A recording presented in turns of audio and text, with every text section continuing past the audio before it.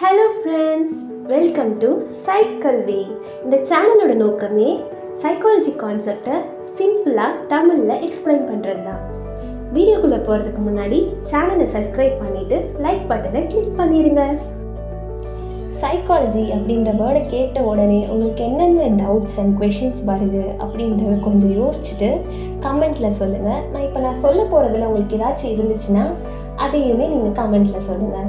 Psychology அப்படின்ற வேர்டை கேட்டோடனே அவங்க மைண்ட் தானே ரீட் பண்ணுவாங்க, அவங்க வந்து பைத்தியங்களை தானே ட்ரீட் பண்ணுவாங்க, சைக்காலஜின்றது ஒரு காமன் சென்ஸ் தான், அதெல்லாம் போய் தனியாக படிப்பாங்களா அப்படின்ற மாதிரி நிறைய தாட்ஸ் வரும். ஸோ அந்த தாட்ஸ்லாம் ஓரமாக இருக்கட்டும். இப்போ நம்ம சைக்காலஜினா என்னதுன்னு பார்க்கலாம்.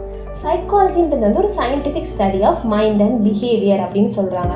ஸோ அந்த ஸ்டடியில் நம்ம என்னெல்லாம் கற்றுப்போனா, நம்ம எதனால் ஒரு விஷயத்தை அப்படி திங்க் பண்ணுறோம், எதனால் அப்படி ஃபீல் பண்ணுறோம், எதனால் ஒரு சுச்சுவேஷனில் நம்ம அப்படி பிஹேவ் பண்ணோம், இது எல்லாத்தையும் பற்றியும் கற்றுக்கிறது தான் psychology. So it is not about mind reading. Then சைக்காலஜின்ற வேர்டு வந்து முதலாக எப்படி வந்துச்சுன்னா, சைக்காலஜின்றது வந்து ஒரு க்ரீக் வேர்டு.